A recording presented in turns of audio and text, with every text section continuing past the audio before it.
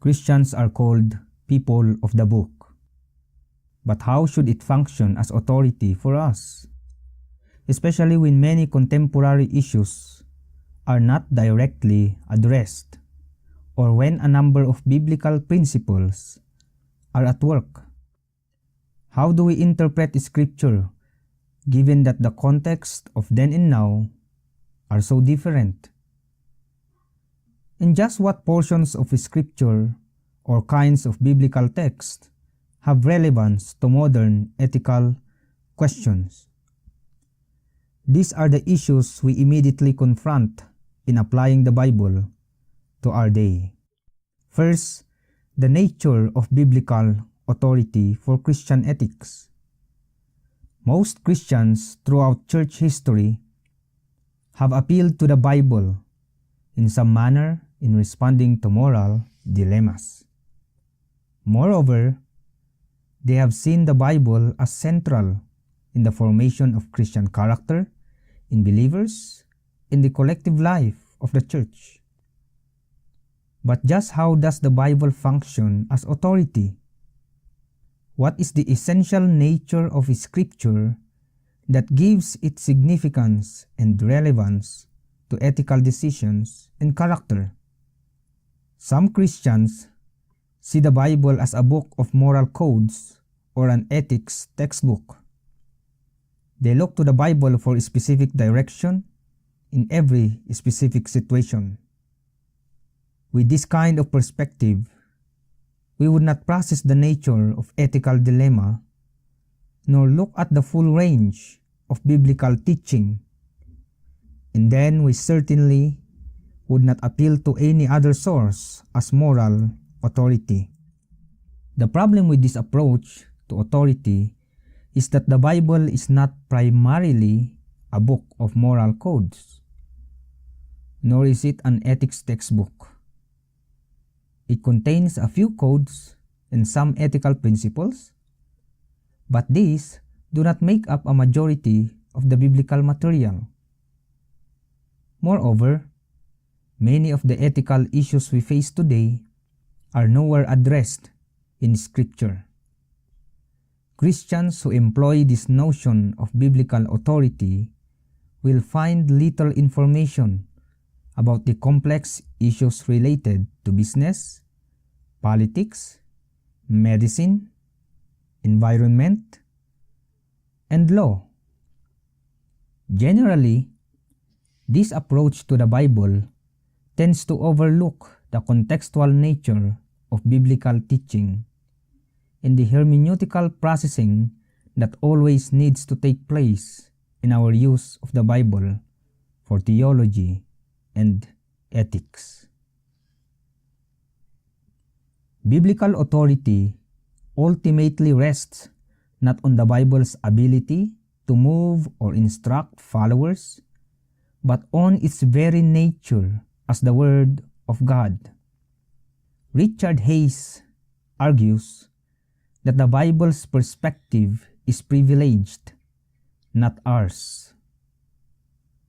In a postmodern world that tends to be reader-based rather than text-based, such notions of authority are often rejected, to the peril of Christians and the church.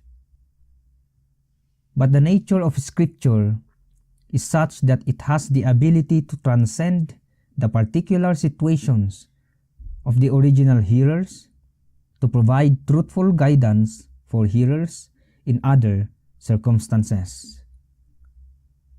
Though we may face many ethical issues and situations that are vastly different from those the Bible addresses, our task is to move from the particular situations in Scripture to those that now confront us. Let's take a look at the hermeneutical issues in ethical decisions. A strong affirmation of biblical inspiration and authority does not solve all problems related to Christian ethics. In many ways, it creates a number of problems as we seek to interpret the Bible. and relate it to the complexities often inherent in contemporary situations. A high view of Scripture calls for honest engagement with the hermeneutical issues and the difficulties we face. The following hermeneutical issues are not exhaustive, but they are the key ones confronted when using the Bible in ethical decisions. Number 1, the Bible does not address many contemporary issues. Remember that. The first issue is that many of the pressing issues of our time are not addressed in the Bible. One will not find a discussion of genetic engineering, treatment of termination, nuclear war, human rights, corporate ethics, the allocation of scarce medical resources, contraception, abortion, and so on.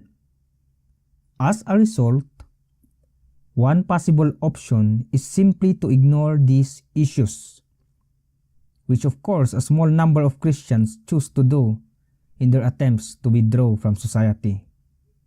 Another option is to engage the issues without recourse to Scripture, which is also a problem. Number 2, issues addressed in Scripture are not always identical to today. When interpreting the Bible for Christian ethics, a second issue is that issues in Scripture are inevitably tied to particular situations and context, because circumstances and context change over time. Current issues may not be exactly the same as those faced in the Bible.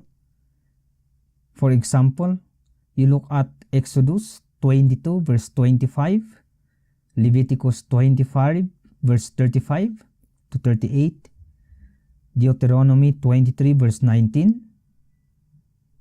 Does this then translate into a moral denunciation of the banking industry today? Many issues today are not the same as those the Bible addresses. To discern whether and how a given text should be used today requires both exegetical and historical, cultural analysis of the biblical text and a thorough understanding of the ethical quandary facing us.